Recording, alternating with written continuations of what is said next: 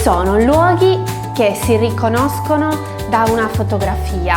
Basta vedere un'immagine e si capisce subito dove ci si trova. Bosa è uno di quei luoghi.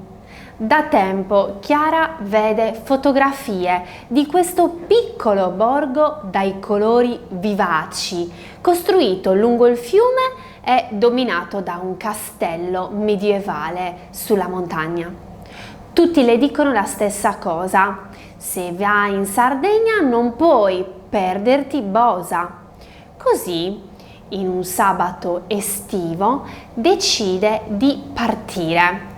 Il viaggio da Cagliari è lungo, ma la strada è bellissima, attraversa paesaggi fantastici, colline verdi, piccoli paesini, tratti di costa dove il mare compare all'improvviso tra le rocce delle montagne. Quando arriva, Chiara si ferma qualche secondo. Davanti a lei c'è una cartolina.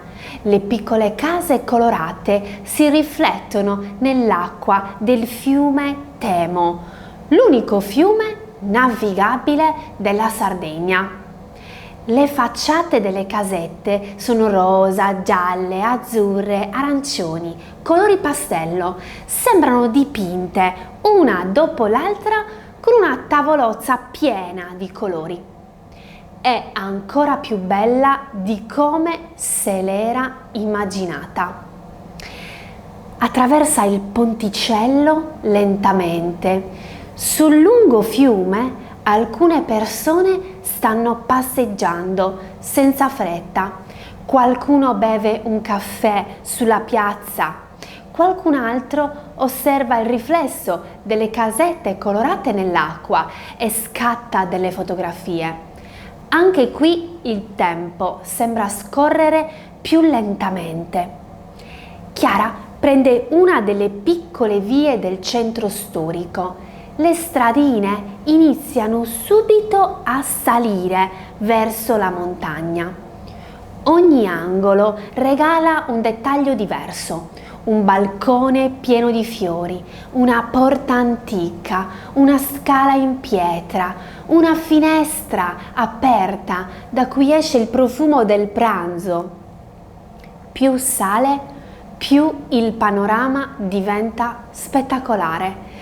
Il borgo sembra quasi arrampicato sulla collina, fino a raggiungere il castello di Serravalle, che da oltre 800 anni osserva e protegge la città dall'alto. Quando arriva su, alle mura del castello, Chiara si volta in avanti e davanti a lei si apre uno dei panorami più belli che abbia visto in Sardegna. Il fiume attraversa la città come un nastro azzurro. Le case colorate sembrano costruite una accanto all'altra senza lasciare nemmeno un piccolo spazio vuoto. Più lontano si vede il mare e tutto intorno il verde bellissimo delle colline. Resta qualche minuto lì ad osservare questo panorama. Ci sono panorami che non hanno bisogno di essere fotografati subito. Prima bisogna guardarli davvero. Durante la visita scopre anche quanto il fiume di questo piccolo borgo sia stato importante per la storia di Bosa. Per secoli è stata una grande ricchezza. Le sue acque permettevano alle piccole imbarcazioni di raggiungere il centro del paese e trasportavano merci ma anche persone. Lungo il fiume poi lavoravano anche le antiche conce, dove le pelli degli animali venivano lavorate grazie all'acqua del fiume. Oggi quegli edifici raccontano un passato fatto di artigianato, commercio e lavoro.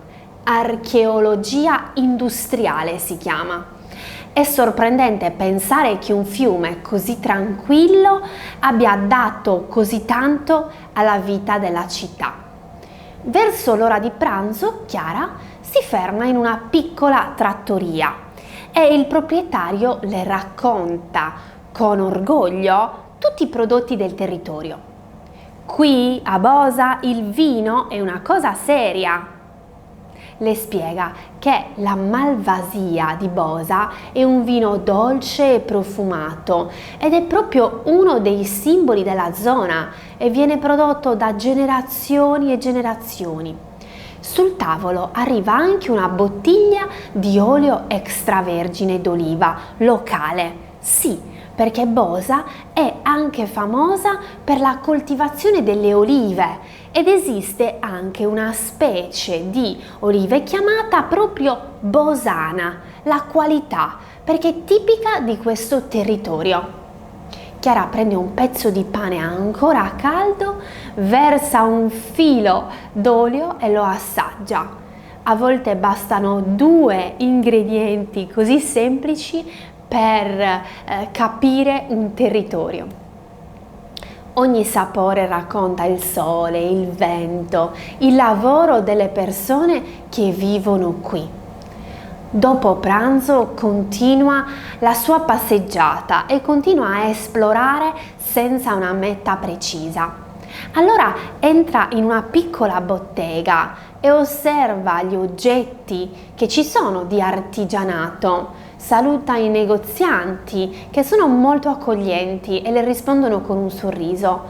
Bosa ha qualcosa di speciale, non è solo bella, non è solo un luogo da cartolina, è accogliente, ti fa sentire il benvenuto. Quando arriva il momento di ripartire, Chiara attraversa ancora una volta il ponticello così romantico sul fiume Temo.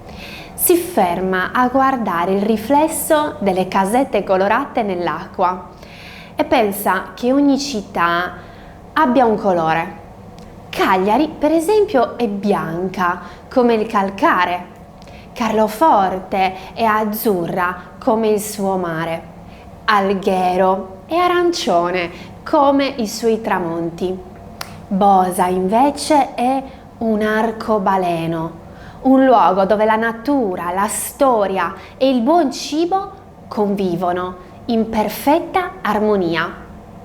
Capisce perché viene considerato uno dei borghi più belli d'Italia e sa già che un giorno ci tornerà, perché alcuni luoghi non si visitano una volta sola, perché restano nel cuore. Parole utili di oggi. Borgo, piccolo paese antico ricco di storia e tradizioni. Fiume, un corso d'acqua che scorre verso il mare. Conce, luogo dove si lavorano le pelli degli animali. Castello, antica costruzione fortificata. Malvasia, vino tipico della zona di Bosa. Anche un modo di dire, un'espressione, essere una cartolina, si usa per descrivere un luogo così bello da sembrare una cartolina, una fotografia. Bosa è una cartolina.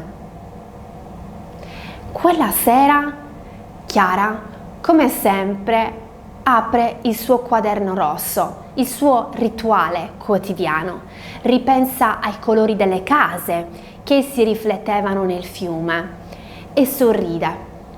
Poi scrive: Bosa mi ha insegnato che a volte sono proprio i colori a raccontare la storia di un luogo. Un caro saluto e a presto da Carla.